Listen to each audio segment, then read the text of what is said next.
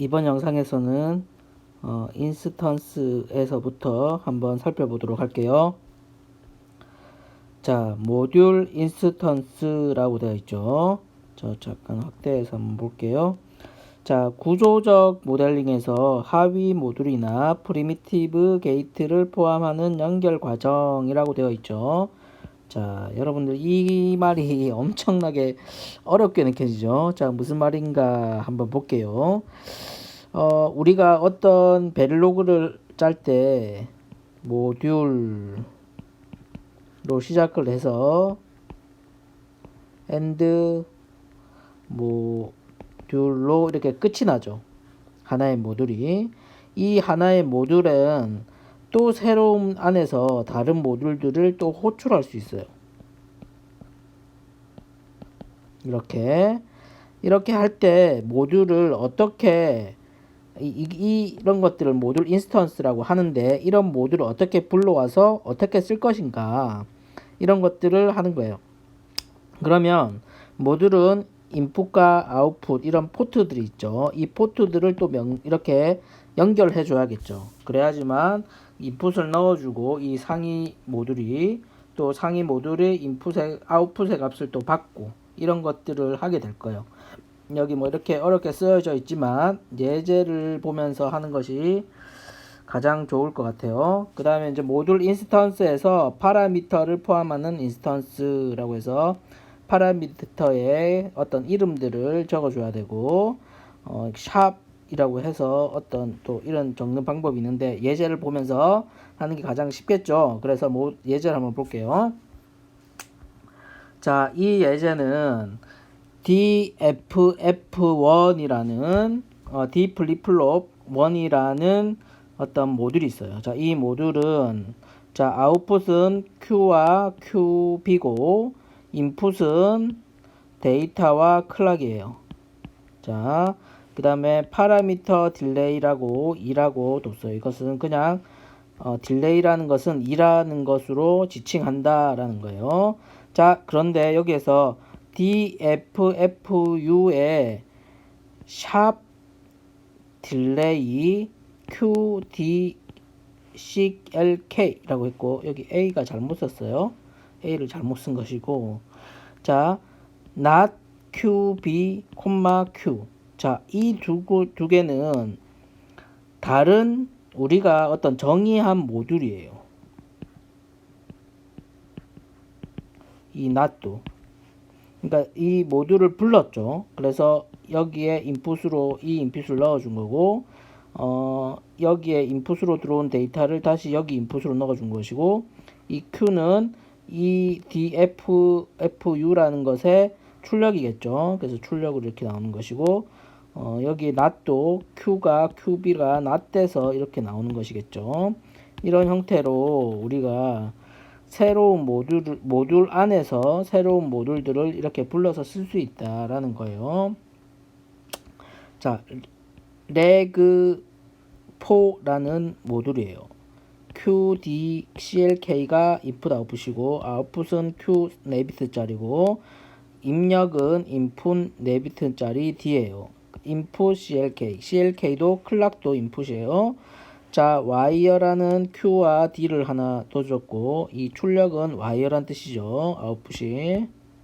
인풋도 와이어고. 그 다음에 DFF1이라는 게 이거였는데, 지금 이게 이렇게 불러진 거예요.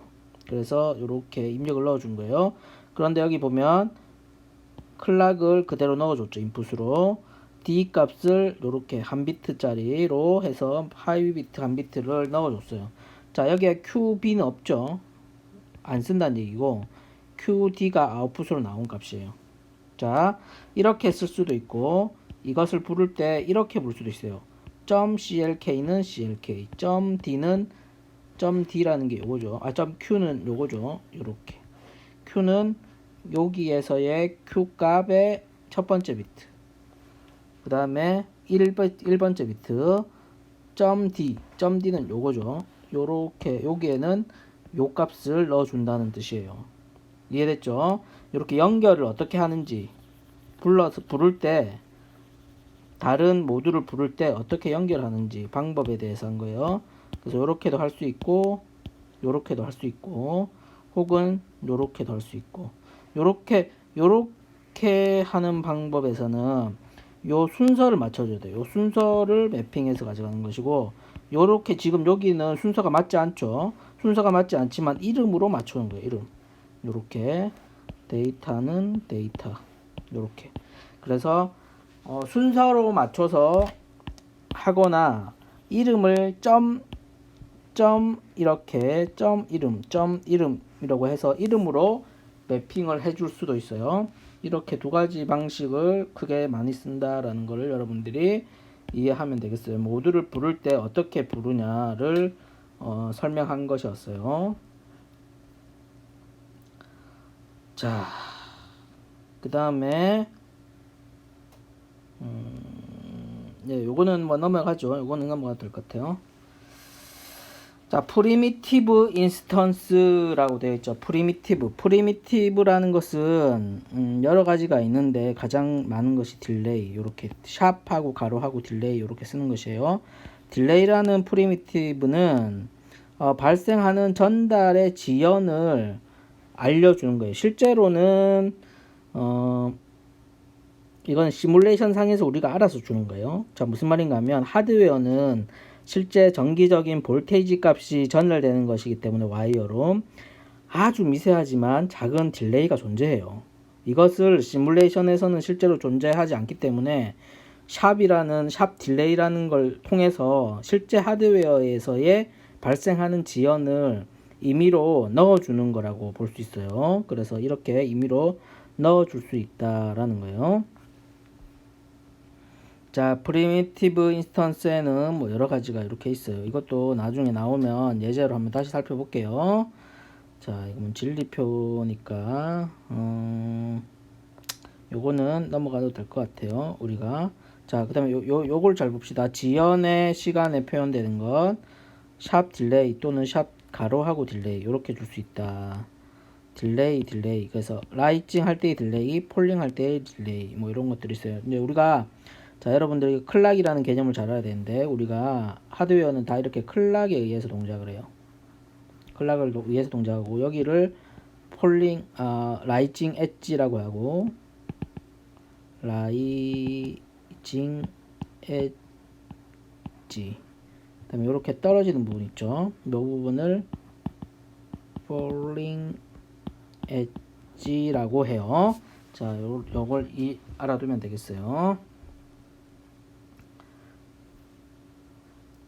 자, 예제를 보면서 하는 게 가장 쉽죠. 그래서 예제를 보면서 한번 해보도록 할게요.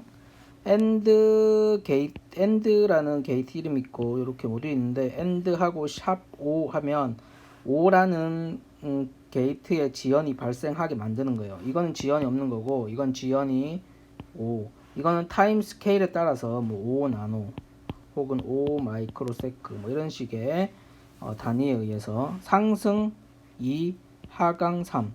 자, 예를 들면 상승 엣지일 때는 2가 지연이 발생하고 하강 엣지일 때는 3이 지연이 발생한다 라는 걸 얘기하는 거예요. 자, 이런 식으로 실제 하드웨어의 지연을 우리가 임의로 설명해 줄 수 있다. 자, 예를 들면 이런 걸 해볼게요. 자, 이게 하나의 모듈이에요. 이렇게 자, 이렇게 이게 하나의 모듈이라고 칩시다. 출력은 이 세 개의 값이고 입력은 세 개의 값이고 출력은 이렇게 두 개의 값이 존재해요. 자, 이렇게 되어 있죠. 자, 이렇게 되어 있을 때 AND x와 y가 들어가면 w2라는 값이 나올 거고 여기에는 이렇게 해서 w1이라는 값이 나올 텐데 어쨌든 x, y에서 w2가 나올 때의 값이 여기를 통과하면서 10이라는 지연이 생긴다는 얘기예요. 실제로도 지연이 생기거든요. 근데 이 지연을 임의로 표현해 준 거예요. 자, 요것도 자, 여기에서는 라이징일 때 6, 폴링일 때 8이 지연이 생긴다. 그러면 W1과 W2는 약간의 다른 지점에서 나오겠죠. 이 출력이 먼저 나오겠죠. 이 출력보다는 얘는 결국엔 14에 지연이 생기니까 얘는 12 지연이 생기고 약간 차이가 생긴다는 거예요. 실제로 이렇게 하드웨어적으로 연산이 차이가 생겨요. 자, 자, 그래서 이렇게 우리 이거는 이제 실제로는 하드웨어에서는 실제로 이렇게 값이 존재하지는 않겠지만 조금의 차이는 있겠지만 지연이 발생한다는 건 여러분들이 이해해야 되겠어요. 자, 여기까지가 인스턴스에 대해서 잠깐 살펴봤어요. 여러분들 이런 것도 다 예제를 통해서 한번 모델 심에서 한번 검증해 볼 거예요. 자, 다음 동영상에서 보도록 하죠.